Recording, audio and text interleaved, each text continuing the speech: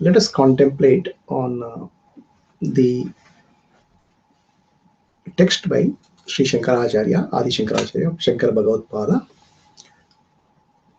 book called, a couple of slokas from that book called Aparoksha Anubhuti. There is a Pratyaksha, there is a Paroksha, and there is a Aparoksha. Pratyaksha means what I can see, what is available to sense organs. Paroksha means indirect. It's not directly available to sense organs, indirect knowledge. Aparoksha means direct knowledge, direct experience. The self-realization is called Aparoksha Anubhuti. Whereas everything else in the domain of mind is called Anubhava, experience. Anubhuti is the direct experience without intervention of any sense organs. So then there is Anuman also, guesswork. Okay, there is fire, there is a smoke, there is a fire. So these are the means by which we can gather knowledge. So what does Anubhuti mean? Anubhuti means direct experience without the intervention of sense organs. Okay. Right? So to give an example, when waking condition we see the world is conditioned by sense organs. What we see in the world is nothing but a conditioned reality by the sense organs. Right? Sense organs in the mind. That is pratyaksha, but it's conditioned experience. Then somebody tells me there is fire somewhere. I have not seen the fire. I don't have direct experience, but somebody is telling me it's indirect experience. His experience is telling me. And another scenario is that's called paroksha. And then there is another scenario is there's a fire, there's a smoke somewhere. Then this I assume that there's a fire. Right? It's called anumana. Okay. So these are different means of knowledge. Pratyaksha, paroksha, anumana.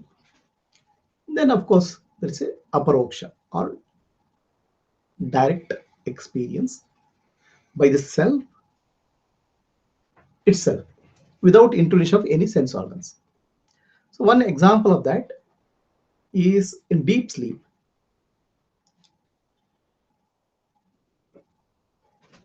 There is no sense organs. There's no body. Okay, there's no mind. Mind also has gone to a subtle state. Then what is there? I am there. Because if I am not there tomorrow, the one who slept and one who got up is very different people, right? Person, right? It's got discontinuous. I am there, and bliss is there, and there's no experience of bliss other than as myself. I am bliss. So that's I experience my own nature, which is bliss in the deep sleep. There is no mind there to experience. When the mind is there, there is a intermediate function which comes into picture. Whereas in deep sleep, the mind itself has gone to dormant state. But I am blissful. That after waking up, I'll say I was blissful. So that bliss is experienced without any intervening sense organs. That's a direct experience. Aparoksha. One example of that. Right? So now there are all the experience in life are indirect experiences or experience through sense organs and the mind. But when you say I am, is it direct or indirect? Direct. Self. It's self only.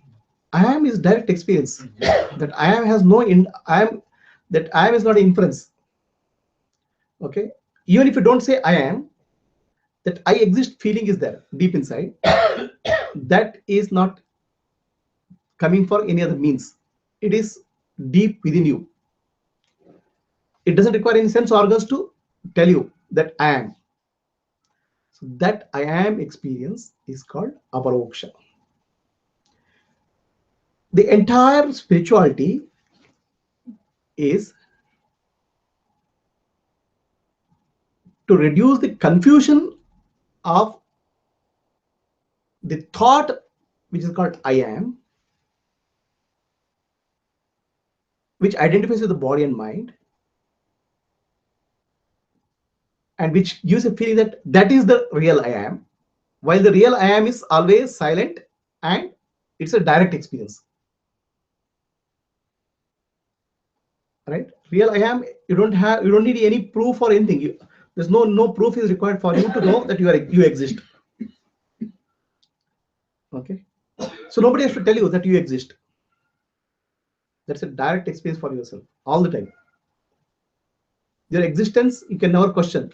That's taken for granted. Then I thought may come, but that I thought is only a derivative. It's not primary. Your existence is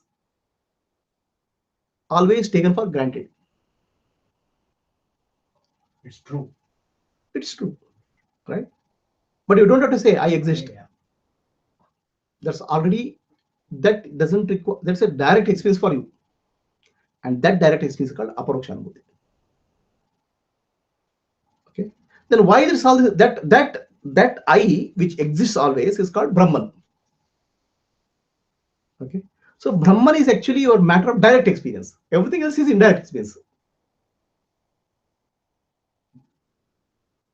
Brahman alone is direct experience, intimate experience, and all the time experience. It's not one time.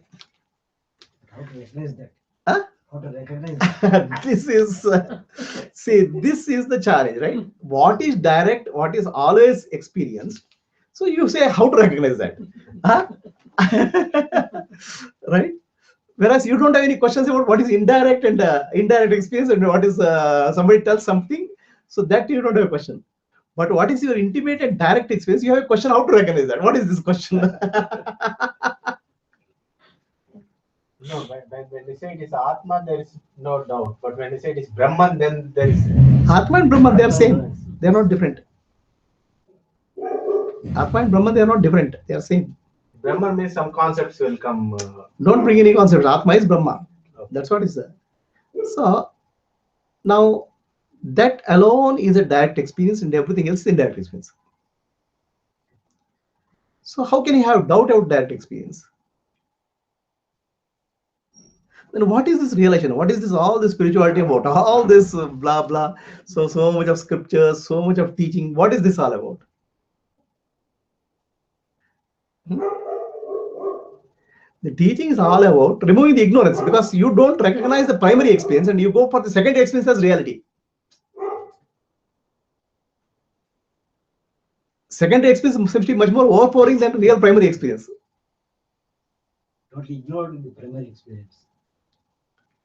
So I thought arises, then that I thought takes the form of body and mind, and I thought also causes the world to appear, right? Because through sense organs, you start to experience the world. So now the world appears to be all powerful, overpowering. Which is this I thought, the conscious is drifting towards the I thought. There is an association coming there because that association is the root cause of confusion. This I thought is become stronger. Yeah. With that association, how do you break? Because Which association? you know that you're conscious, completely conscious, and the I thought arise. Yeah. The I thought arise. The reason the I thought arise is due to the association of the self with the body mind. No. I thought arises. See, there is a body and there is a self. Correct. So between the body and self, there should not be any connection. Body is matter, self is consciousness. Correct. There's no relationship between the consciousness and matter. In the sense, the matter is appearance in consciousness, but the consciousness and matter, there's no connection. The object and subject. The I thought connects the object and subject. Okay, I thought derives the I identity, the consciousness identity from the self, and the body identity from the matter, and it takes its own life. It is like a reflection of sun in water. The water is the matter, sun is consciousness, reflection is the I thought. This knower, Mm. knower is the primary. Yeah. This knower is always, comes up. Yes. It always comes up. No, it doesn't come up. It's always there. It always, the knower is there. Mm. The knower is knower. The knower really perceives the world. Correct. So that knower rises. Right. Knower doesn't rise. Knower is always there. It's always there. So World is there or not there, Mm. the knower is always there. So the knower, what I saw is the ego. No, knower is not the ego. Why not? The knower is the one who knows the ego. Ego also arises and falls. Because when we meditate, what happens is, see, that I thought is there, right? That Shivoham. It keeps saying Shivoham. So that's a nice way to recognize the I thought. Then it will disappear. Then nothing there. It's Then nothing is there. Somebody who knows that nothing is there is I, self, Atma, the knower. understood. This is understood. Yeah. Often that understanding drifts. Yeah. Or drifts into again the knower, that's a I, that's a small I. It drifts to the small I very often. That's okay. You come back. Okay. Come back. But I is not, small I is not the knower. The Atma is the knower. The self is the knower.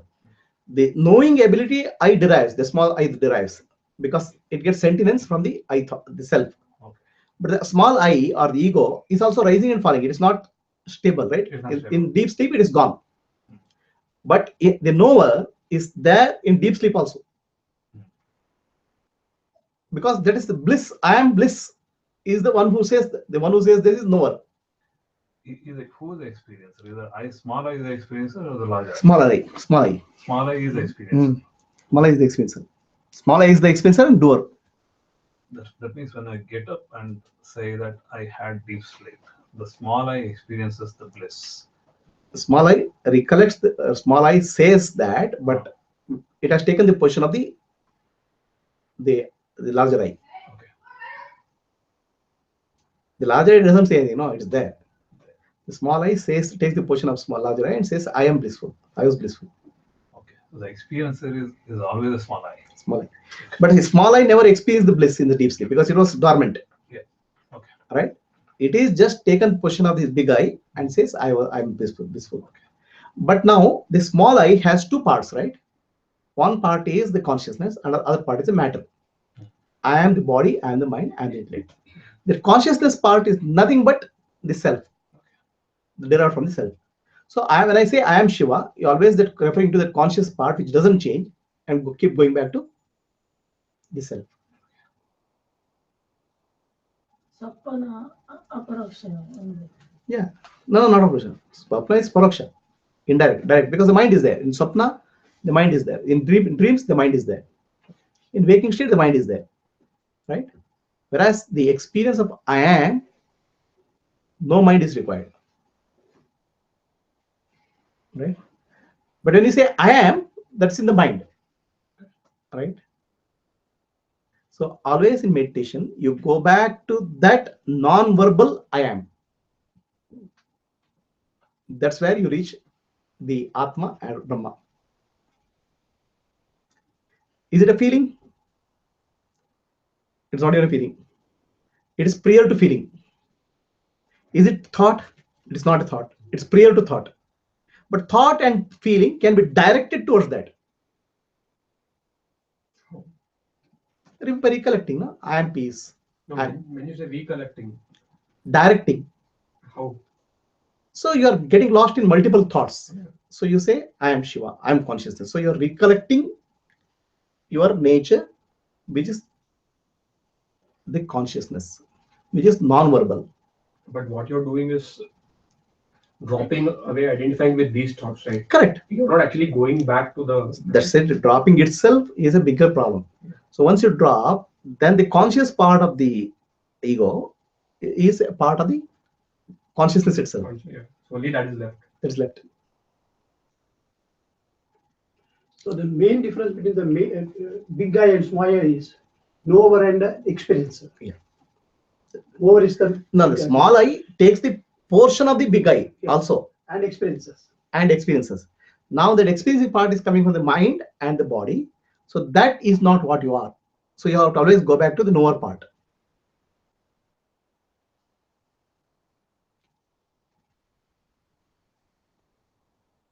Right?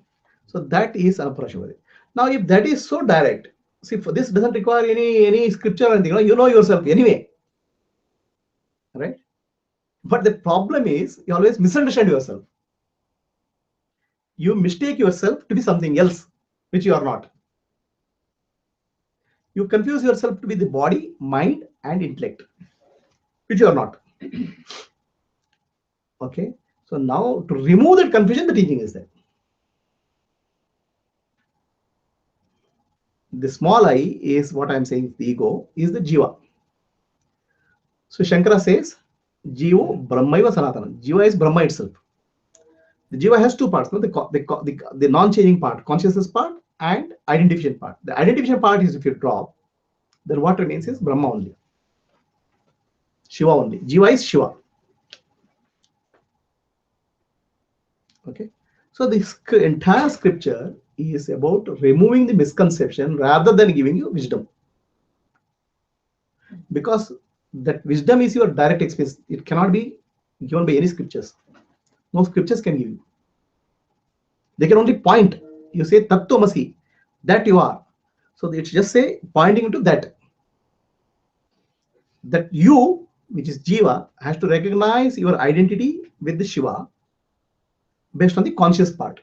So that's why you have to say, I am not this, I am not this, drop. Then what remains is consciousness, which is silence and Nija Ajam Nirvikalpam.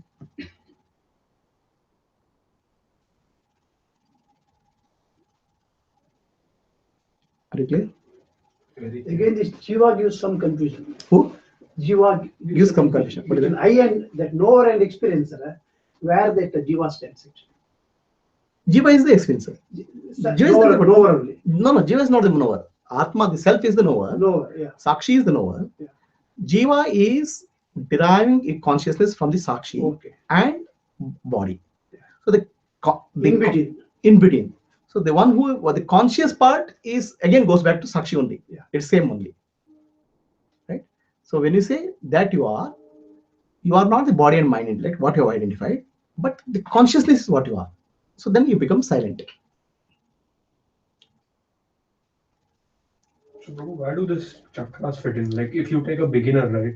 If you tell him you're not the body, mind, intellect, but pure consciousness. Now the chakras is actually is energy system. The mind exists at various. Mind identifies with the various levels of existence. So the chakra, the Muladhara chakra, is at the earth element, water element, fire element, like that. Various level it identifies, and various level it develops some concepts, notions. So it gets stuck to the notions. The chakra is the way of understanding chakra is the elimination process. Okay, you are not that. These are concepts you are holding on. Release those concepts. Like that, you have to move. Then when it comes to Sahasrara, you come to beyond the body, mind, intellect. So there is no way a beginner can bypass these higher concepts. So is that what you're saying? Which higher concepts? Like if you take Ramana Maharishi's example, he never talks about chakras. Yeah, he doesn't talk about chakras. Yeah. That's because he has. I mean, it's like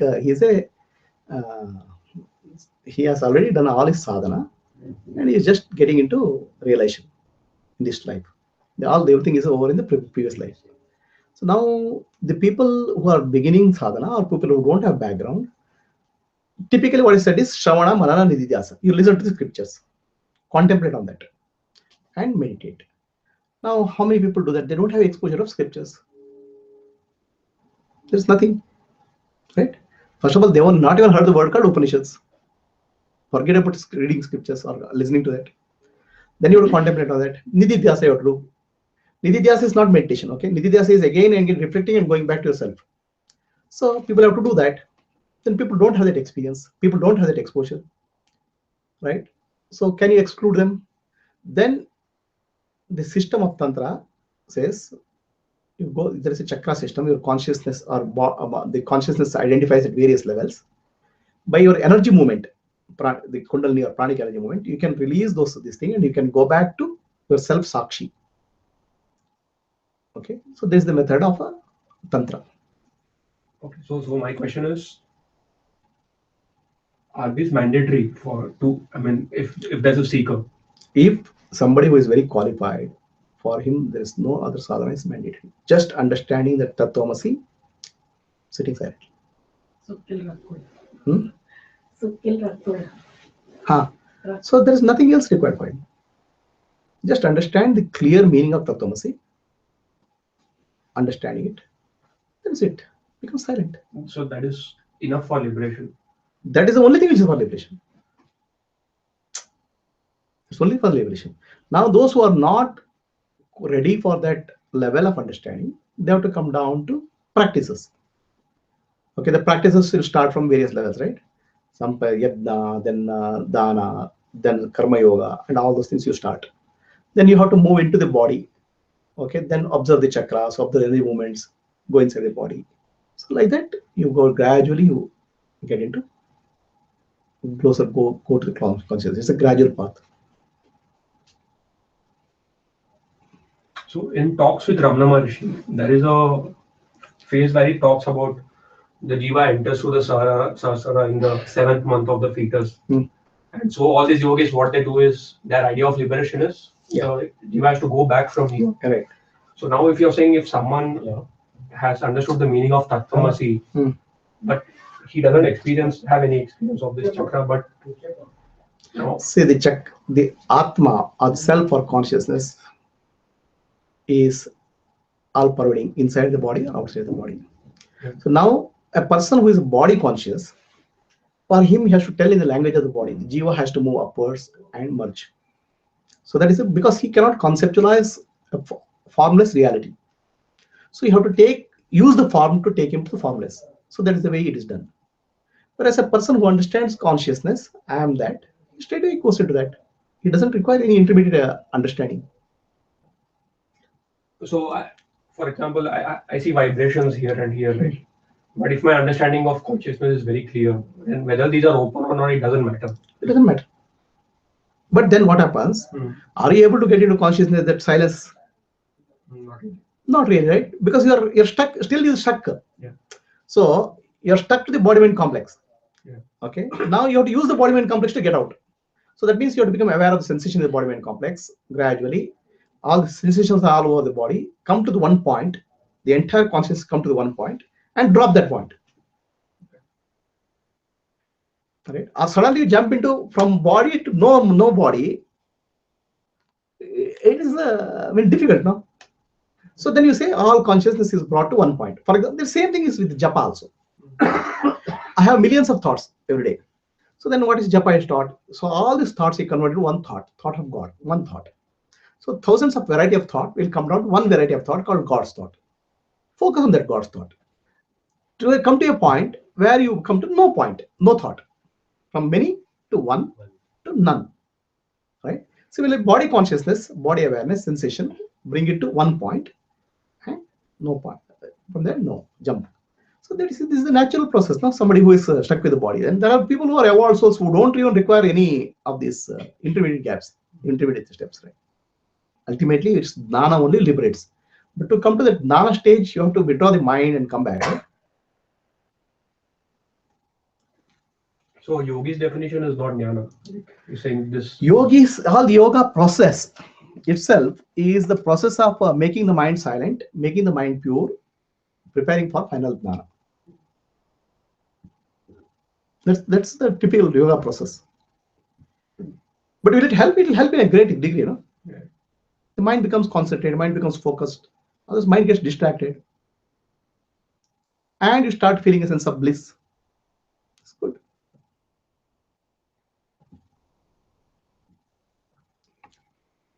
Any other question?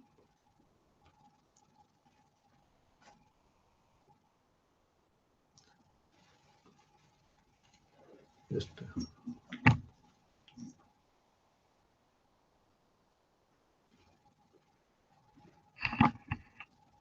You're recording now or recording? Stop recording now. Okay. So the Aparokshanubhuti has many shlokas. Do I go through selected sloka?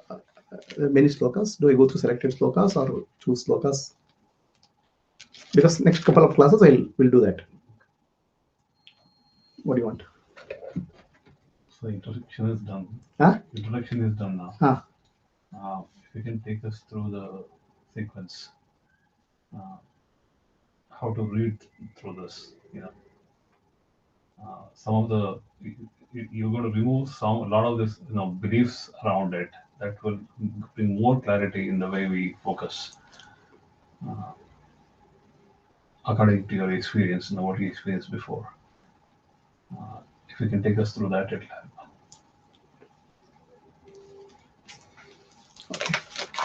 Let us take one shloka. Aparokshanubhuti, shloka 17. आत्मा विनिष्कलो हि एकः देहः बहुभिः आवृतः तयोः ऐक्यं प्रपश्यन्ति किम् अज्ञानम् अतः परम्. The Atman or the self is one, akhanda. It's infinite. There are no parts in that infinity. While body has millions of parts.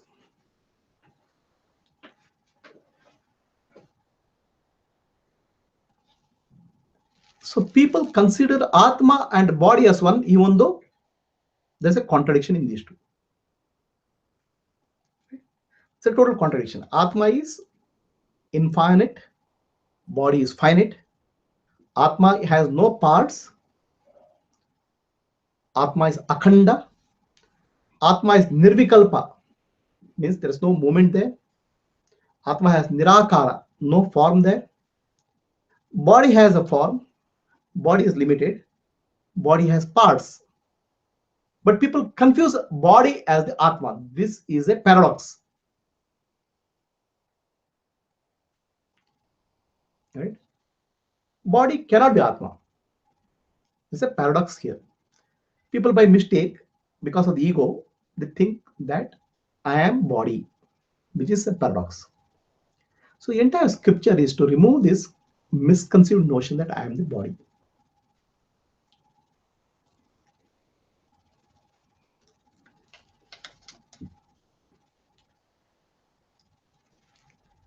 Atma niyamakascha shantah teho bahyo niyamyakah tayoh aikyam prapashyanti kimadnanam atah param. Atmo niyamakah. The self is the controller. And the body is the controlled. Body is outside. Body is the controlled. Body is the object. Self is the subject.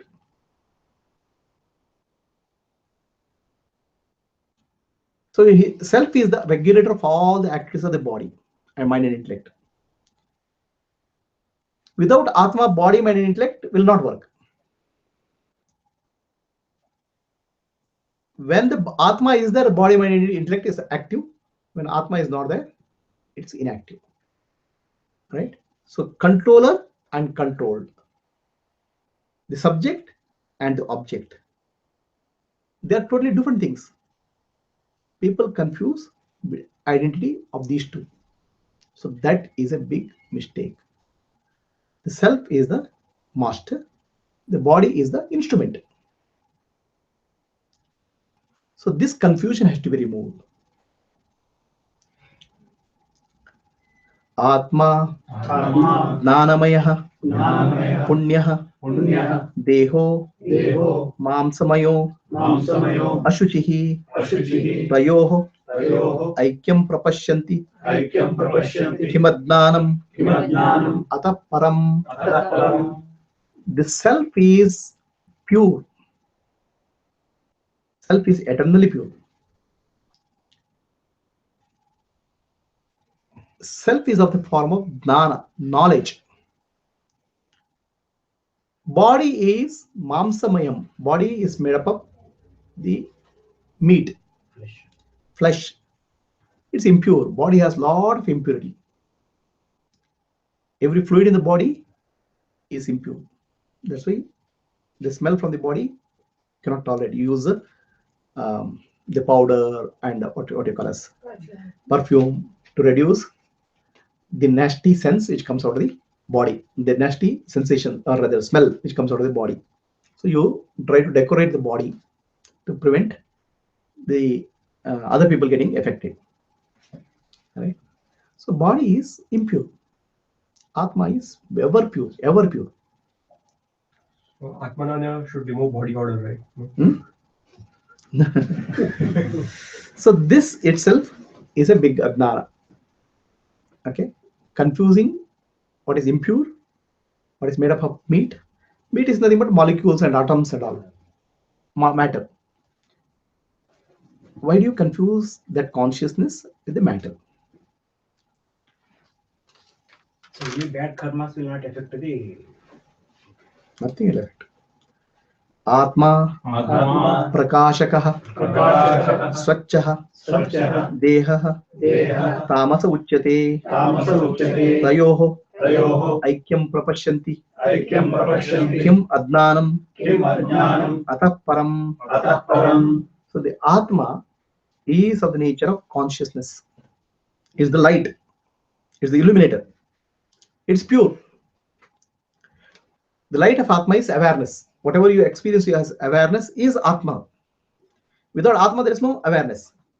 The presence of Atma gives sentience to the body. Body appears to be alive because of the Atma. Without Atma, the body is insentient. People burn the body, it's dead. So confusing that which is light and Atma, their body which is tamas. Tamas means darkness. Body is no life. Tamas is darkness. So we are mixing up light and darkness. Atma is light and body is darkness. Confusing the identity of these two is a big mistake which we do. Atma nityo Atma Nityo hi sudrupaha Visvarupaha deho Deho anityo Anityo hi Hi sanmayaha Tanmayaha tayoho Tayoho aikyam prapashyanti Aikyam Prapashyanti kim adnanam Kim Ajnanam atah param. Atah Param.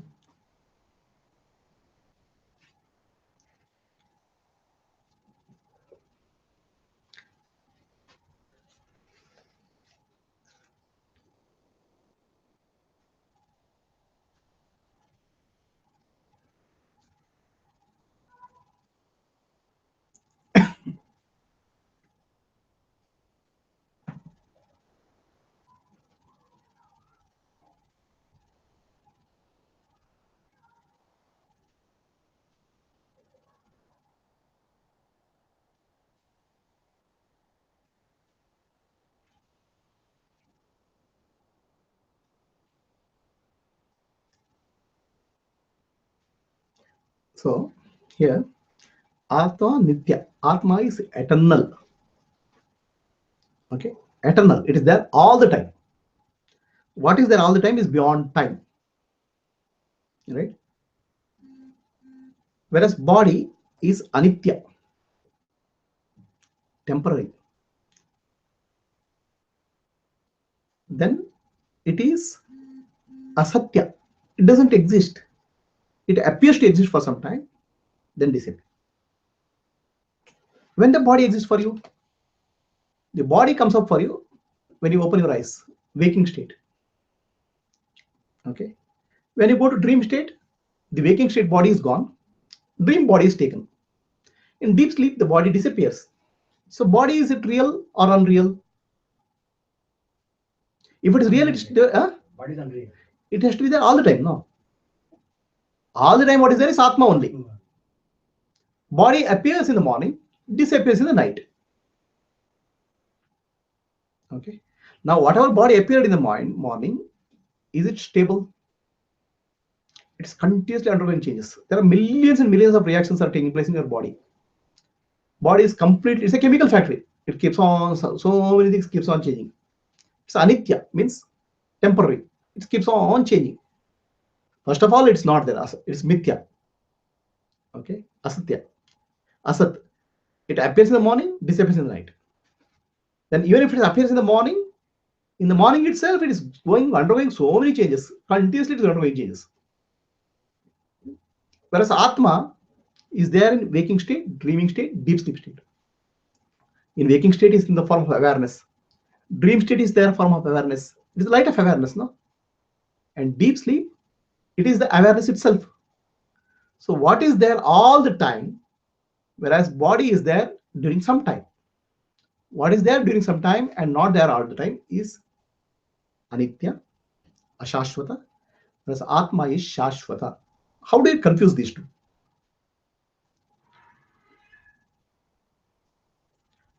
The scriptures are trying to remove the confusion of mixing up these two.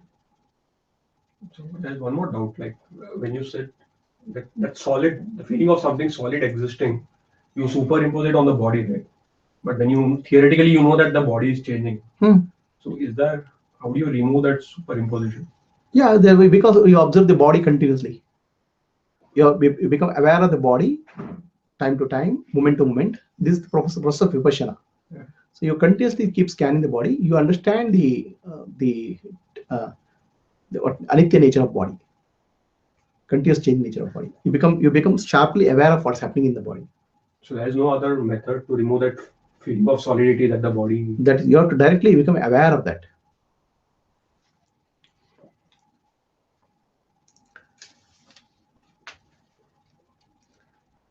Atma nastat prakashatvam yat padartha भासनम नागन्यादि दीप्तिवत् दीप्तिः भवत्य अन्ध्यः यतो निशिः.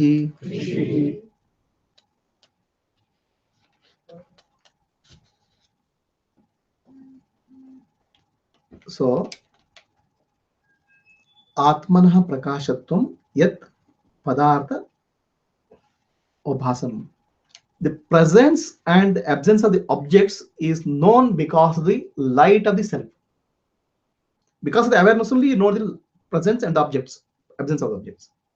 So the door is there. The door is there because I see it, right?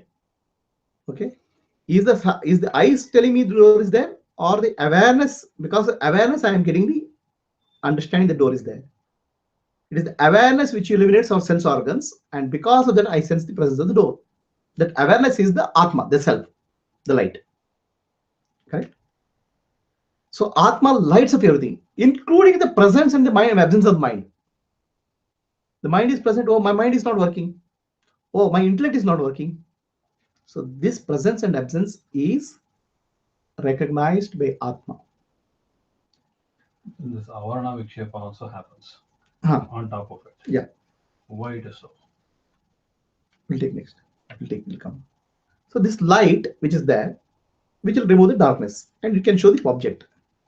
But the presence of the light itself is known by awareness. That awareness is the light. And that light of awareness is Atma. That's what you are.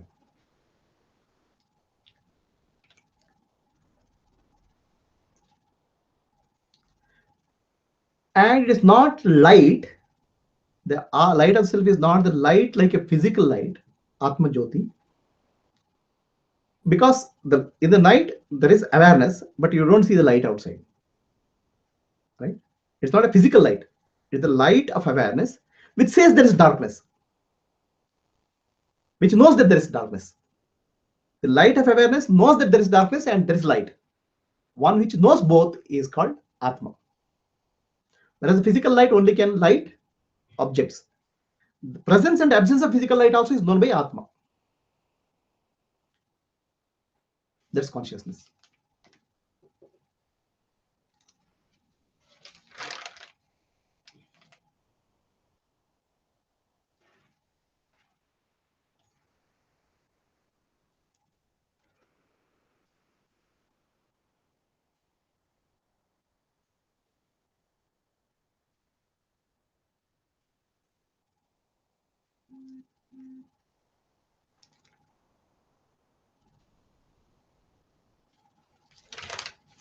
ब्रह्मैव ब्रह्मैव अहम अहं समः शान्तः समशान्तः सच्चिदानंद सच्चिदानन्द लक्षणः लक्षणः नाहं नाहं देहो देहो हि असद्रूपः यशस्वरूपः ज्ञानम् ज्ञानम् इति उच्यते बुधैः.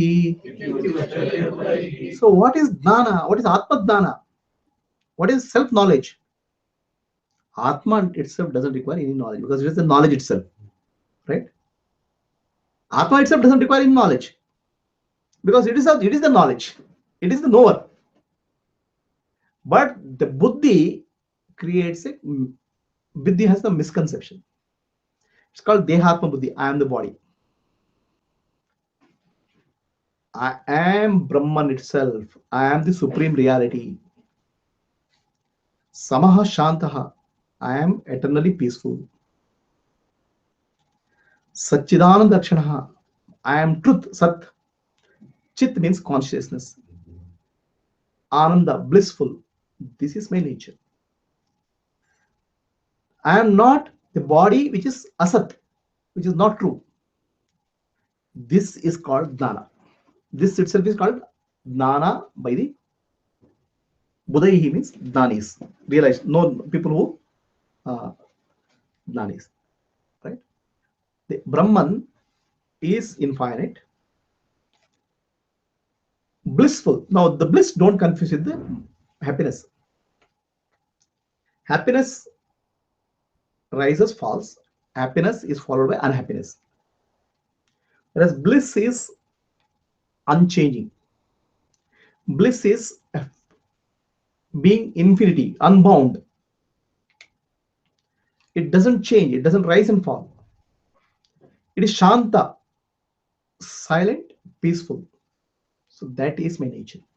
I'm not the body. This is the teaching of the realized people, Jnanis.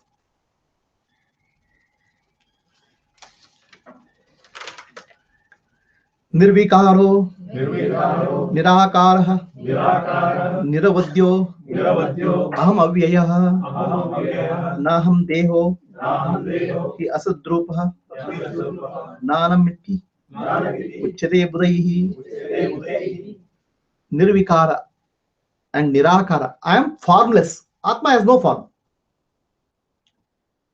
Changeless. There is no change.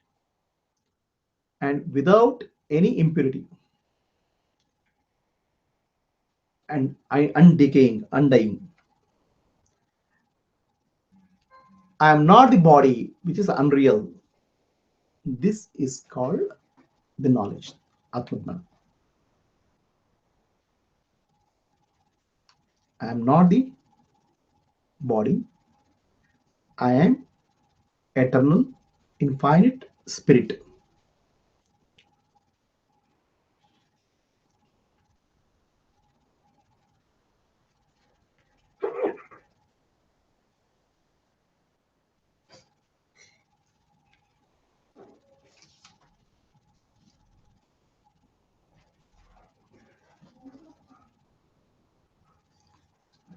So, but consciousness appears to have taken the form me because I feel I am the body.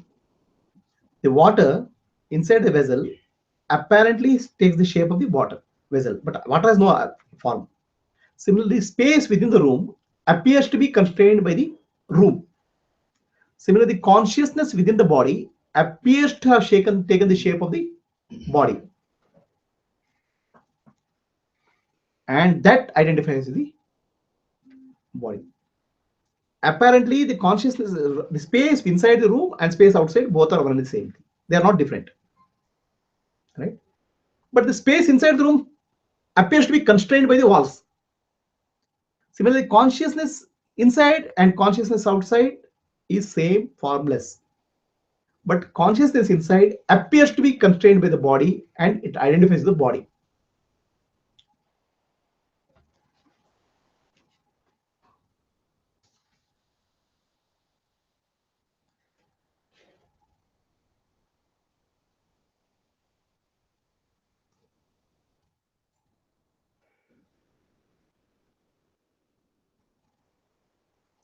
Niramayo, Niramayo, Nirabhasah, Nirabhasah, Nirvikalpo, Nirvikalpo, Ahamatatah, Ahamatatah, Naham, Naham, Deho, Deho, Hi Asadrupah, Yasadrupa, Nanamiti Uchyate Budaihi. Nanamiti Uchyate Budaihi.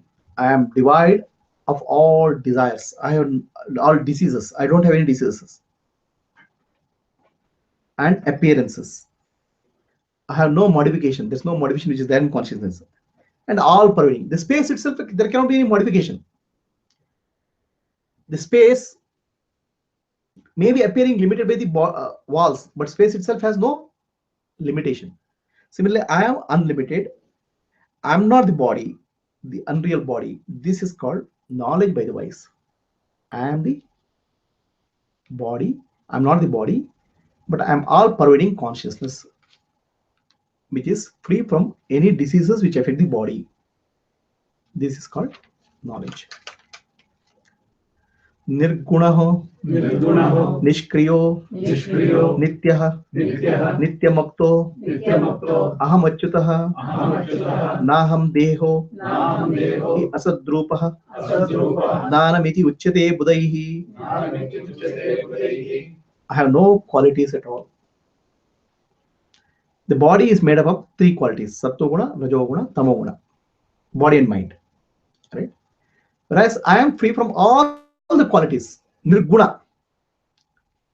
The body has a movement, but I am Nishkriya. I have no movement. The finite can move. Where can infinite move? Okay. Limited can move, but unlimited cannot move. I am Nishkriya. That's why. Body has a bondage and liberation.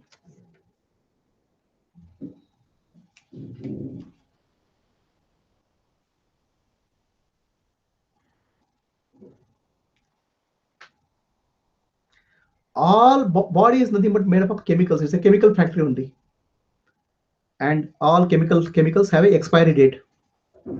Right? The body has an expiry date. I don't have expiry date. The body has gunas, the qualities sattva guna, rajoguna, tamoguna. I don't have any gunas. All movements of the body, mind, and intellect are possible because of presence of consciousness. Otherwise, body, mind, and intellect is inert. There's no life in that.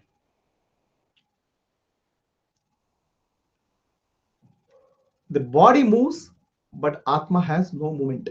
The consciousness has no movement. So what explains our focus? When you meditate, you focus. Yeah. Then that focus, how does that come in? It's focus or defocus. Uh-huh. Where is the guna coming? That guna coming from? No. See, when you meditate, you're trying to focus the mind, right? Which is actually sattva guna aspect of the mind. But it gets distracted by the rajoguna and tamoguna. Okay. So now, when the sattva guna becomes predominant, it reflects awareness fully. So it gets distracted by the rajoguna and tamoguna.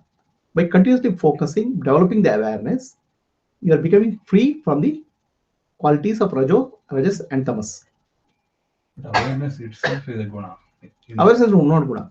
With awareness, I can bring the awareness. For example, you are teaching. I'm bringing that awareness here. No. You are bringing the attention to me. Okay. Awareness is already there. See, awareness is there everywhere, right? Because even though you are not this thing, it's the back of your mind. The room is there. The awareness is like a floodlight. Okay. Attention is the focus light.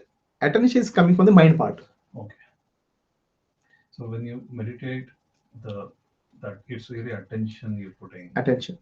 Not the awareness is always forwarding. Awareness is always there. Always forwarding. Right. Attention is the focused awareness. Awareness can be all pervading, or awareness can be brought to a point focus, or awareness can be brought to like a floodlight or a searchlight. So when you meditate, you are bringing the awareness to a point. Okay. That's what you're doing in Correct. meditation. So you're bringing the attention to a point, right? Awareness is always there. No, awareness. See, awareness is there all around, right? Yeah. So now that all around that awareness you're reducing. You're not giving attention to anything else. So And you're- that focusing is called attention. So you're moving the attention, right? You're not doing anything with the awareness. Even when you're saying focus on I thought, it's only the mind which is holding that attention to the I thought, right? Awareness is it's just there. Awareness is the one which knows that you're holding on to that thought. Yeah, yeah, Right? yeah. You become aware that you're holding on to that. Yeah. Right? That is the knower. Yeah. Awareness is the knower. Yeah. Okay, knower is there all the time. Attention is a focusing of the mind on one particular topic without distraction of the tamoguna and rajoguna. So that sattoguna alone develops. Then you said one more thing. Huh. Focused, attention with awareness. Yeah, awareness. I mean, when the mind is focused, okay. So the shifting of the mind or not shifting of the mind, there is the one who knows is that awareness. Awareness is always knows, right? Awareness knows the presence of the mind, absence of the mind. Awareness knows there's a light or no light. So you give the job to the mind to focus. So the mind drifts because of rajoguna and tamoguna. You bring back. So the one who knows that is awareness, sakshi. Now in this process, you are detaching from the identification with the mind. The object is to detach from the identification of the mind, because you're given a job to the mind. Normally you chase behind it. Normally you identify the mind and go behind it. So now in the process of focus, the mind drifts. Then you know the mind is drifting. So in the process, you are separate. You are becoming free from the identification of the mind. Right? Mind itself gets distracted because of rajoguna and tamoguna. In sattoguna, mind is pure and focused. In that focused mind, when it's drifting, you know that it's drifting, and one who knows that drifting is awareness.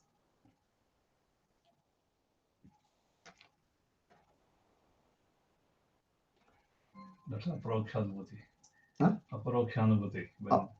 When you're aware, your attention is, you're putting your attention in meditation. Mhm. That knowledge that there is awareness is all pervading itself is that's the experience. That's a direct, no? That's That's a direct experience. Yeah.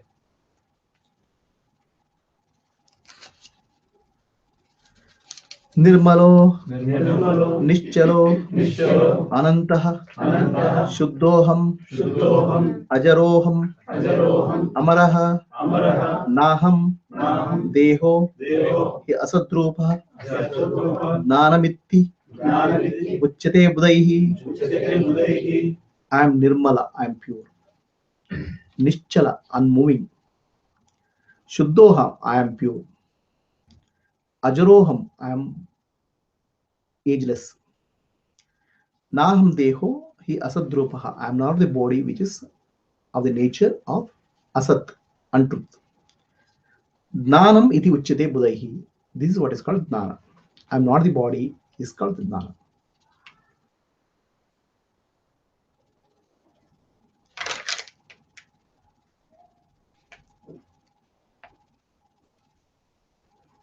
See, this all told because this is what you have to go through in a process of meditation. In contemplation, meditation means sitting silently. Your mind doesn't sit silently, no. You have to tell clearly what is your nature of Atma. Okay. Either you remember what Guru has told and follow that. Otherwise, mind is making noise. Then you have to say, okay, this moment, I am not moving. I am Nischala. So that discrimination you have to bring in your meditation. If you don't discrimination, they just allow the mind to drift. You'll get drifted in the mind. You need to discriminate. These are all actually what is the internal process you do in meditation. See, this is what Vedantic meditation is about. Vedantic meditation is not about sitting silently. Vedantic meditation is not about observing the breath or anything. Vedantic meditation is subtle intellectual understanding we are bringing in meditation. That intellect is subtle intellect, purified intellect is used to silence the mind.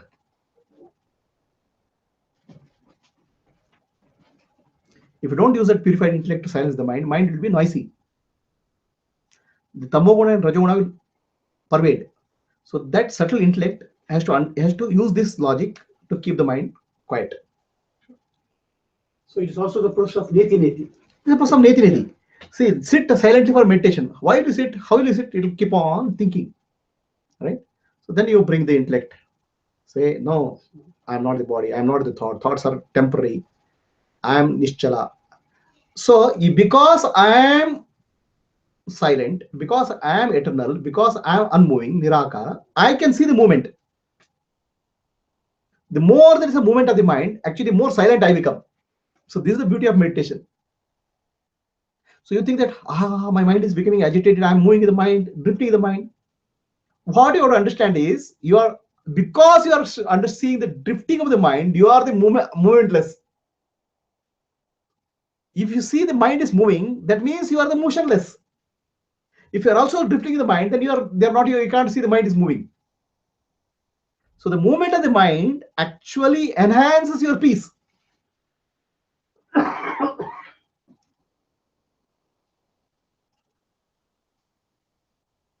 you understand this? I learned this movement of the mind is See, you say mind is agitated, mind is moving, mind is this thing, right? So now you have to ask who knows this? The one who knows mind is moving is silent. So the movement of the mind itself doesn't disturb your silence. That's why you are able to observe that. So now you start thinking that I am the mind, and you start drift with that. Just ask the question, oh, mind is moving. Then who is watching the mind moving? I am watching the mind moving. Because I am nischala, I am motionless, I can see the movement. The movement enhances the silence. The sound enhances the silence. The movement of the thought enhances the peace within you. Because you become more and more aware of the peace. It goes other way also. You associate and then you get lost. This whole logic is for you to dissociate. We see ourselves getting lost quite often. Huh? Then we bring back. Now, bring back means how do you bring back? So you say I got lost. Then you say, okay, all thoughts are nothing but I thought. I thought is I am Shiva. Oh, I am Shiva means I am pure, I am consciousness, I am motionless. So like that you have to bring back, no? That's a good learning today, Guruji. Huh. Today's learning was a big one. Huh. So that I thought and then Shivoham Huh. is a great one. Huh. That same as that, the mantra, Huh. all that is really done exactly same reason. Yeah. But this is highly useful. Yeah. Right? So don't worry about mind moving. Mind moving is nature. The more you observe the mind moving, the more silent you become. Because you are silence. If you are also moving, how do you know the mind is moving? One who knows the mind is moving is silent. A wheel can rotate only because axle is silent. That's why wheel can rotate. Because you are silent, the mind can rotate. So know your silence just by mind is rotating. Oh, I am silent. Just observe the mind. Fun. Oh, it's fun to see the mind moving. Okay. Don't get into roller coaster. You also start going into the mind. Then you will start rotating along with the mind.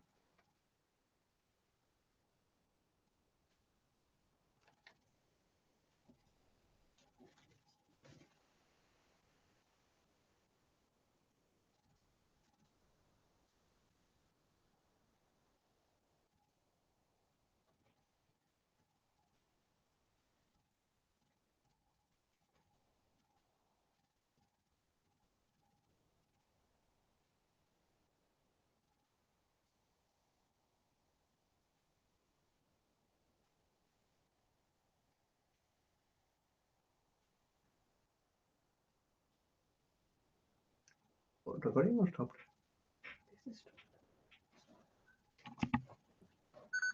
Time.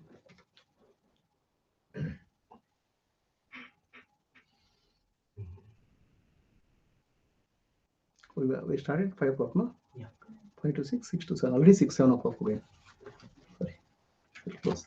Right? We'll continue the approach Anubhuti. Like that, there are many. So these are all discriminative process which you have to use in your mind while you meditating. Okay. So,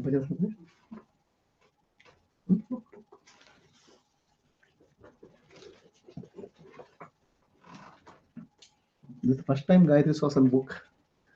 Oh. Shloka number Sloka number. Others, you don't take book from my hand and see.